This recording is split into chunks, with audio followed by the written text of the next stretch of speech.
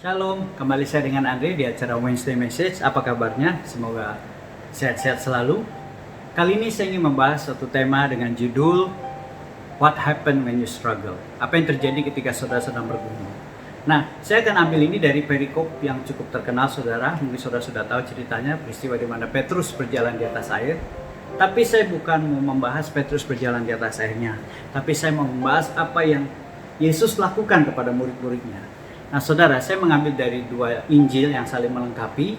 Dan dengan waktu yang sedikit ini saya berusaha menjelaskan saudara sejelas-jelasnya supaya saudara ada gambaran apa yang sebetulnya sedang terjadi saat itu. Nah saya akan baca dari Markus pasal ke-6 ayat 47, dikatakan perahu itu sudah di tengah danau. Ya, nah, sudah di tengah danau. Nah di dalam Matius pasal yang ke-14 ayat 24, perahu mereka sudah beberapa mil jauhnya dari pantai. Jadi yang satu sudah di tengah danau, yang satu lagi berapa mil jauhnya dari pantai. Nah saudara, ada ahli yang mengatakan itu sekitar 3 mil saudara. Nah 3 mil itu, Adrian Clark juga berkata itu sekitar 5 km saudara. Jadi dari sini kita ada gambaran mereka cukup jauh dari pantai ya, sekitar 5 km. Nah dari sini ada 3 kesimpulan saudara. Yang pertama adalah jarak perahu dengan pantai itu 5 km. Jaraknya cukup jauh. Dan yang kedua, kapan itu peristiwa terjadi? Peristiwa terjadi itu jam 3 pagi atau jam 3 malam. Nah, apa di sini signifikannya adalah itu adalah masa-masa di mana kegelapan yang sangat gelap, saudara. Jadi dalam satu hari, jam 3 malam itulah jam di mana masa kegelapannya itu sangat gelap. Dan yang ketiga, kita mungkin sudah tahu bahwa disitulah di mana murid-murid Yesus sedang mengalami kesukaran atau kesulitan. Nah, apa yang terjadi ketika mereka sedang mengalami ketiga hal ini, saudara? Kita baca dalam Markus pasal yang ke-6 ayat yang ke-48. Dikatakan ketika ia melihat betapa payahnya mereka mendayung karena angin sakal, maka kira-kira jam 3 malam ia datang kepada mereka berjalan di atas air dan ia hendak melewati mereka. Saudara, ayat ini berkata bahwa ketika murid-murid Yesus sedang bersusah payah, struggling dalam satu kesukaran, justru Yesus sedang memperhatikan mereka. Dan bukan hanya sekedar memperhatikan. Dia bukan memperhatikan dan berkata, rasain loh, siapa suruh jauh-jauh dari saya. Tidak saudara. Dan ketika dia memperhatikan bagaimana murid-murid sedang mengalami satu pergumulan yang besar, dia justru menghampirinya di tengah kegelapan saudara. Dan bukan hanya itu, dia berjalan saudara. Dia bisa saja minta suruh malaikat, malaikat tolong bawa aku dong, bawa terbang. Atau dia bisa aja minta tolong ikan paus, dia berdiri di ikan paus dan paus bawa dia. Enggak saudara. Dia memilih untuk berjalan. Dan juga saudara, di sini dikatakan ketika Yesus berjalan di ayat berikutnya, ketika Yesus menghampiri mereka, mereka melihat, dia kira Yesus itu hantu saudara. Tuhan dibilang hantu. Saya mungkin mereka karena sudah lama di laut, saudara, mabok, sudah nggak bisa lihat gambar dan begitu gelap. Jadi mereka, ini hantu, bukan Tuhan. Tetapi perhatikan yang Yesus katakan. Dikatakan begini, ayat yang ke-50. Tenanglah, aku ini, jangan takut.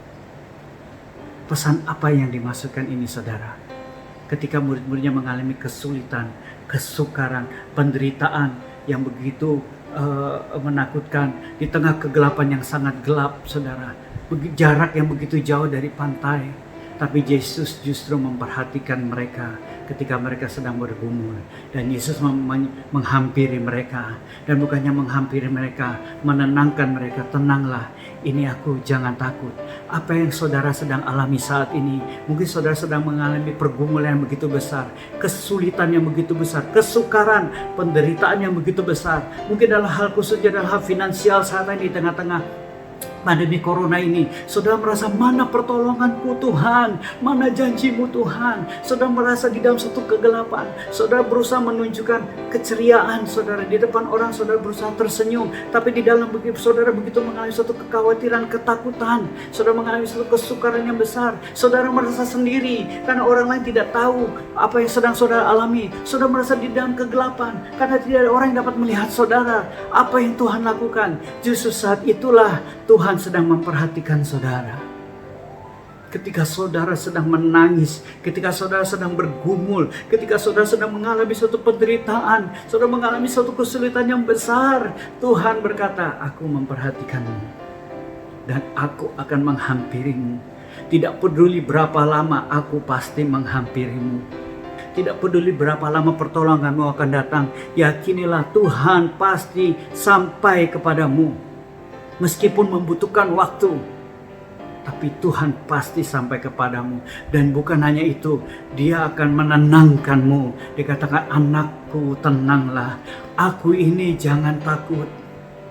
Apapun yang kau hadapi saat ini, di tengah ketakutan, di tengah kegentaran, kesulitan, penderitaan yang begitu besar, Allah sedang memperhatikan hidupmu. Dan Dia akan menghampirimu, dan Dia akan menenangkan hidupmu.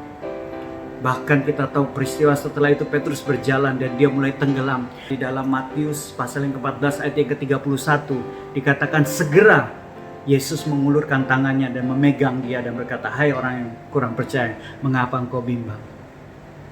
Tuhan akan mengizinkan kita jatuh. Tuhan kadang-kadang mengizinkan kita gagal. Tuhan mengizinkan kita mengalami satu kesukaran, kesulitan. Tapi ingatlah, sekalipun kita jatuh, saudara, di dalam Mazmur pasal yang ke-37 ayat yang ke-24.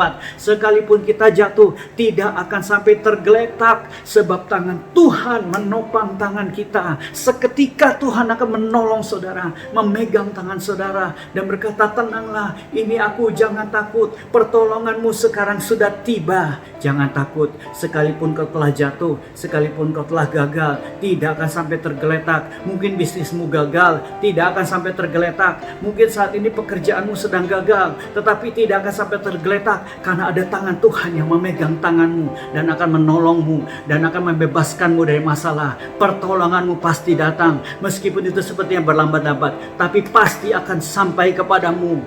Karena Dia membuat segala sesuatu indah pada waktunya.